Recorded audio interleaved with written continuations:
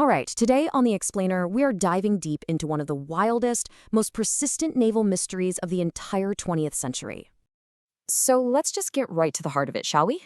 Did the United States Navy, right in the middle of World War II, somehow manage to make a whole warship teleport? We're talking vanish from one spot and reappear hundreds of miles away in an instant? It sounds like something straight out of a comic book, but believe me, this is a story that has refused to go away for decades. To really get why this story has such a powerful grip on people, we have to start with the legend itself. You know, the sensational Hollywood blockbuster version of the story. Okay, picture this. The date is October 28th, 1943. We're at the Philadelphia Naval Yard. And out on the water sits a destroyer escort, the USS Eldridge. The story goes that on this day, the Navy didn't just camouflage the ship, they made it completely, utterly invisible. So you're probably asking, how on earth could they even do that? Well, according to the legend, they were tapping into some seriously high-level physics. Albert Einstein's unified field theory, to be exact. The idea was to power up these enormous electromagnetic generators, creating a field so intense it would literally bend light and radio waves right around the ship, basically cloaking it from existence. But get this, invisibility. That was apparently just the warm-up act. As the generators spun up, witnesses claimed this eerie, greenish fog rolled in and just swallowed the ship. And then, poof, it wasn't just invisible, it was gone. It had vanished from Philadelphia, only to pop up in Norfolk, Virginia, over 200 miles away before blinking right back to where it started, all in a matter of minutes. And this is where the story takes a really, really dark turn, because when the Eldridge reappeared, something had gone horribly wrong with the crew. I mean, it's the stuff of nightmares. Some sailors were found physically fused into the steel of the ship. Others just weren't there anymore. Some went completely insane. And a few, they say, developed this terrifying side effect where they'd randomly turn invisible. They called it getting stuck in the freeze. I mean, what a story, right? It's incredible, but where did it even come from? Well, the origin of the whole thing is almost as bizarre as the legend itself, and it all boils down to one guy. Enter a man named Carl Allen, who also used the name Carlos Allende.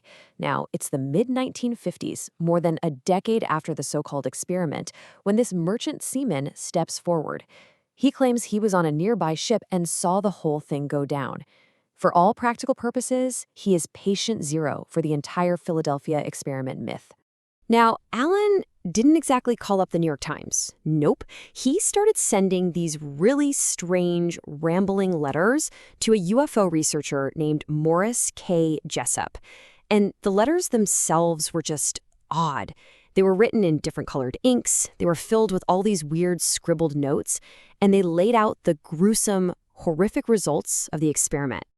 And this right here, this is where things go from just a weird story to a full-blown government conspiracy.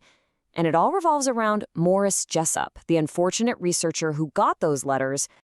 So fast forward a couple of years, and something really strange happens. A copy of Jessup's book on UFOs shows up in the mail at the Navy's Office of Naval Research. The weird part? It's filled with handwritten notes about secret tech and the Philadelphia experiment. And for some reason, the ONR took this seriously enough to actually bring Jessup in for questioning. Okay, so let's just pause and connect the dots here. 1955, the weird letters start. 1957, the U.S. Navy is suddenly very interested in this annotated book. And then just 2 years later, Morris Jessup, the guy right in the middle of it all, turns up dead. The official report? Suicide.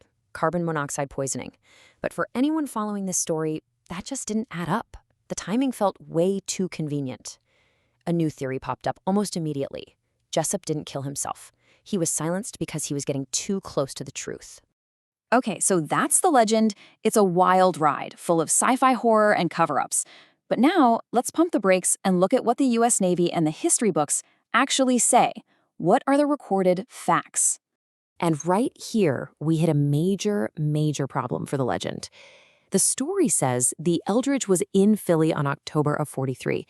But the official public ship logs, the ship's own diary basically, show it was hundreds of miles away in the Bahamas on its shakedown cruise. In fact, it wasn't docked in Philadelphia at all during that time. So if it wasn't teleportation, what was it? Well, skeptics have a pretty solid theory. It's a real naval procedure from the era called degaussing. It involved wrapping a ship in huge electrical cables and running a current through them.